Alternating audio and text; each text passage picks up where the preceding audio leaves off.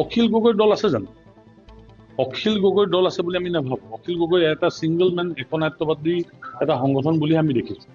সেইকাৰণেতো বহুত মানুহে তেওঁৰ দলৰ পৰা আঁতৰি গ'ল। গতিকে এটা সমষ্টি তেওঁ বিধায়ক আছে, সেইটো আমি সন্মান কৰি এটা কথা ক'ম যে তেওঁৰ লগত জনসাধাৰণ আছে বুলি ভাবিব নালাগে।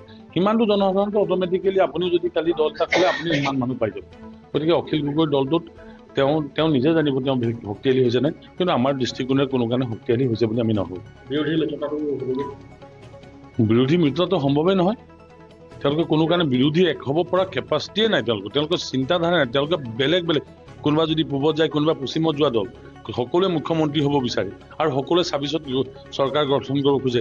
ইভেন মন্ত্ৰী কোন হ'ব তালৈকে তেওঁলোকে ডিক্লেয়াৰ কৰিছে। গতিকে মই নাভাবোঁ যে বিৰোধী দল নাই। মই বিৰোধী দলক বা গণতন্ত্ৰৰ বিৰোধী দল থকাটো দৰকাৰ, কিন্তু বিৰোধী দল নাই যেতিয়া আমি আৰু বিৰোধী দল সৃষ্টি কৰি ল'ব নোৱাৰোঁ। গতিকে মই নাভাবোঁ যে কোনোবা বিৰোধী শক্তি বা কিবা শক্তিশালী হ'ব। মই এই কথাটো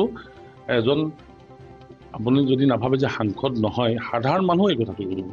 জনসাধাৰণৰ লগত সম্পৰ্ক নাথাকিলে ৰাজনৈতিক দলৰ অৰ্থটো কি?